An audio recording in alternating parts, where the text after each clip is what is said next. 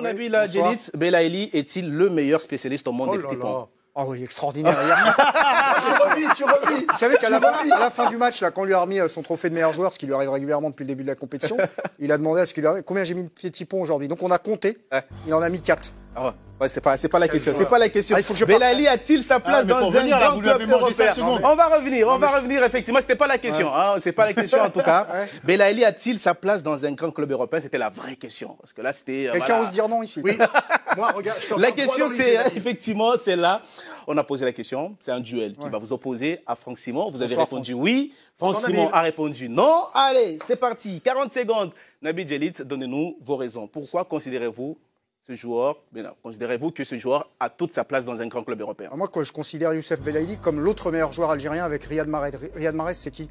C'est un joueur qui joue aujourd'hui à Manchester City. Quand les deux se retrouvent en sélection nationale, même si c'est un autre contexte, Belaïli, il est quasiment aussi fort que Riyad Mahrez. À la dernière Coupe d'Afrique des Nations, pour moi, le meilleur joueur de la sélection algérienne, ça n'a pas été Benasser, ça a été Belaïli. Il est impactant, il est fort, il s'est retrouvé face à des joueurs de top club européens. On a vu quel joueur c'était.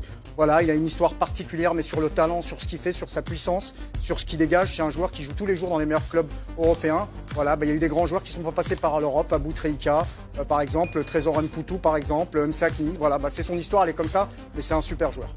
Il maîtrise l'exercice et respecte le temps de parole. Il nous laisse même 4 secondes.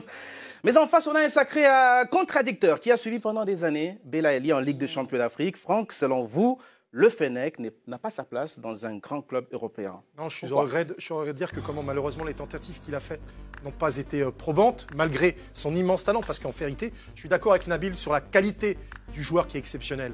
Mais pour le reste, j'ai peur que venir dans un grand club, quel grand club aujourd'hui lui ferait confiance au point de lui laisser tout simplement jouer ce football qu'il affectionne, faire ce que tu as bien détaillé, c'est-à-dire être aussi impactant. Il n'y a aucun grand club européen qui lui laisserait cette liberté. C'est pour ça que sa place, elle est sans doute ailleurs pour pouvoir rayonner, continuer de nous offrir ce football qu'il affectionne et que nous on aime aussi.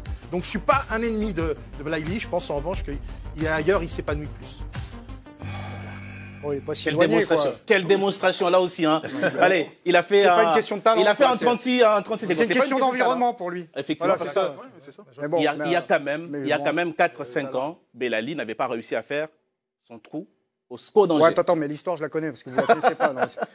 C'était sa seule. Il est arrivé blessé. Il a joué. Il est arrivé blessé, il sortait d'une suspension que vous connaissez très bien. Il s'est surtout refait la cerise à Angers physiquement et ensuite il a performé. Et ça n'a pas matché non plus avec l'entraîneur.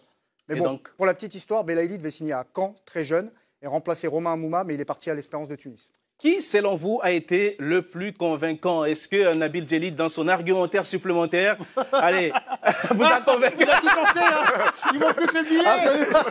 Non, il n'est pas comme ça. Non. Il sait que tu n'es pas comme ça. Non, mais surtout, j'ai pas de billet. Moi, je vais donner plutôt à Franck parce que je pense effectivement, moi, je l'ai découvert sur la CAN et depuis qu'il joue en sélection, il est très bon. Moi, mon interrogation, c'est est-ce qu'il peut être régulier au haut niveau dans un club qui joue le top 5?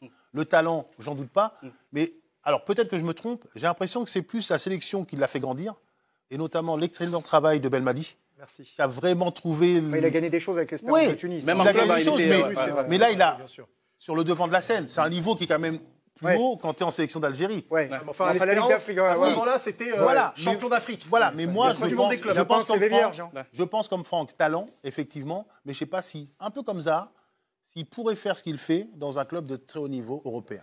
Ça veut dire, en tout cas, mon cher Nabil, que si Guy Demel va dans le sens de Samuel Obé, vous aurez perdu ce duel. Non, mais c'est pas grave. C'est quand même important de gagner les duels. Non, mais tant qu'il nous donne du plaisir. Voilà, il nous donne du plaisir. Il est aussi fort que Mahrez en équipe nationale. Pour moi, c'est le meilleur joueur algérien. Et là-dessus, je rejoins Nabil. C'était le meilleur joueur pour moi algérien lors de la CAN et de la victoire de l'Algérie. Pour moi, c'était le meilleur joueur. Mais pas sa place à Rennes. Pardon? Pas sa place en Rennes. C'est plus compliqué que ça. Non, en fait, ce que je veux dire, c'est... Moi, c'était plus sur l'épanouissement du joueur. Ouais. Je pense qu'il est dans un environnement... La question, c'est Belaïli a-t-il sa place dans un grand club européen? Sur les qualités intrinsèques, oui. Oui, je savez pense ce sur les qualités, les qualités du joueur, oui. Mais alors dans ce cas-là, je rejoins totalement Nabil. Après, sur l'environnement et sa capacité à s'adapter au haut niveau, c'est-à-dire parce que on le voit aujourd'hui aussi, que même des joueurs confirmés en Europe ont du mal quand ils changent des clubs. Et c'est là-dessus, où j'étais un peu mitigé. Un dernier mot sur ce qu'a dit son sélectionneur Djamel Belmadi. Il a dit en conférence de presse, Youssef Belaïli aurait pu jouer à Tottenham, à l'Atlético Madrid, s'il avait le niveau de professionnalisme d'Aïssa Mandi. Voilà. Je pense tout est dit. Mais le talent seul ne suffit pas, mon cher. Voilà. Mais en tout cas, hier, il a mis 4 petits ponts.